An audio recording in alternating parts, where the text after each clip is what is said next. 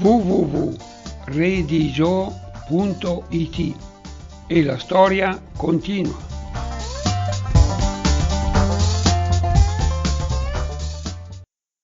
La campagna del 222 a.C.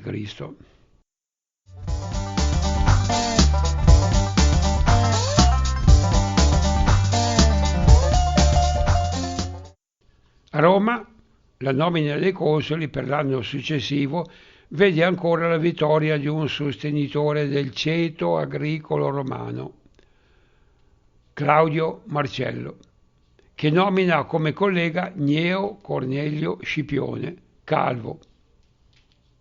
Questa scelta è determinante per la ripresa delle ostilità, dal momento che gli insubri, spaventati dai successi romani, perorano presso il Senato la sottoscrizione di una pace, anche a gravose condizioni.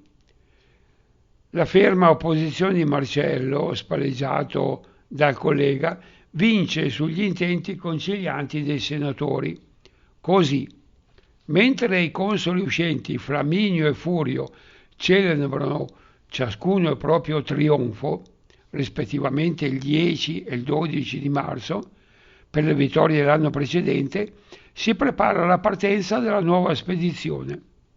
Il percorso di andata dell'esercito segue il tragitto aperto l'anno prima da Flaminio, individuando una serie di capisaldi militari siti in posizione strategica lungo il percorso, e tutta la campagna militare si svolgerà per entrambi i contendenti come una guerra di movimento, tesa all'occupazione e alla conquista dei punti forti. Nel frattempo gli insubri hanno cercato di reintegrare le perdite subite nei precedenti scontri contro i romani, chiamando in soccorso, come già avvenuto per la spedizione del 225 a.C., un cospicuo esercito di mercenari provenienti dal sud della Gallia transalpina, chiamati Gesati.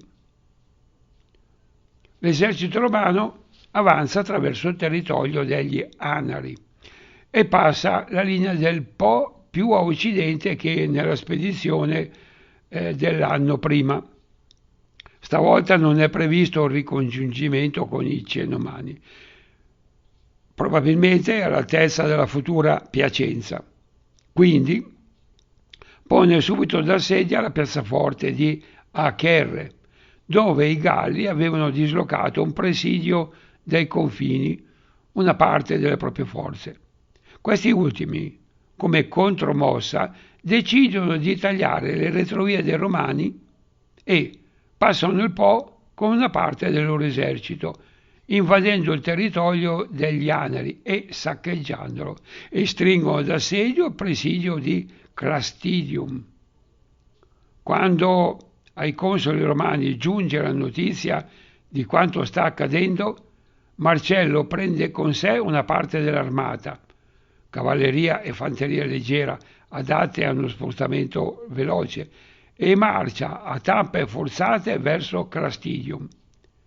La guarnigione messa dai Romani o dei loro alleati Anari a difesa della piazzaforte deve essere numericamente modesta se i Galli levano l'assedio per schierarsi in campo aperto e affrontare i Romani senza temere sortite.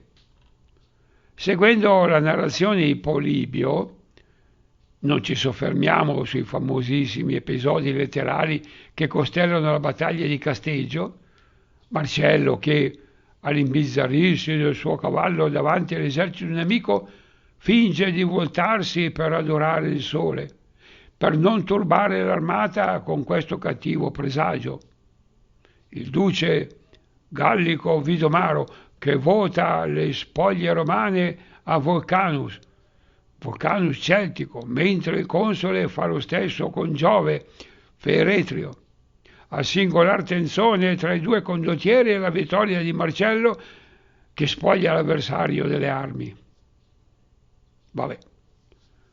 L'esercito gallico, che consta di fanteria e cavalleria, non riesce ad avere la meglio su un esercito romano composto quasi esclusivamente ai cavalieri e che, per ovviare l'inferiorità numerica, allunga il più possibile le ali dello schieramento, riuscendo infine ad accerchiare il nemico, e per i romani è una netta vittoria.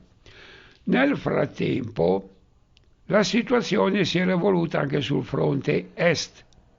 Impossibilitati a rompere l'assedio, i Galli si erano rivolti ad evacuare Acherre, abbandonando il nemico le scorte alimentari lì accumulate per ripiegare verso Mediolanum. Scipione li aveva inseguiti fino alla porta della città, dove essi rimasero trincerati. A questo punto sembra che inizialmente Scipione abbia rinunciato all'assedio di Milano per ripiegare su Acherre, ma allora sembra che sia stato attaccato dai Galli usciti dalla città. Il sopraggiungere di Marcello con la cavalleria e la notizia della disfatta dei Gesati a Clastidium e della morte del loro comandante induce questi ultimi a ritirarsi, gettando anche gli insubri nello scompiglio. Essi fuggono verso nord, abbandonando Milano e il resto del territorio al saccheggio. Dopo la caduta della loro capitale, essi si arrendono senza condizioni a Roma e ai Romani. Così si concluse, dunque, la guerra contro i Celti, che non fu inferiore ad alcuna di quelle note della storia per la temerarietà e l'audacia degli uomini che vi combatterono, nonché per le battaglie e la quantità di coloro che in esse perirono e furono schierati.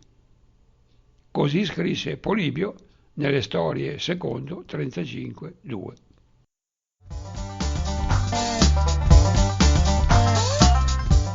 www.redigio.it e la storia continua.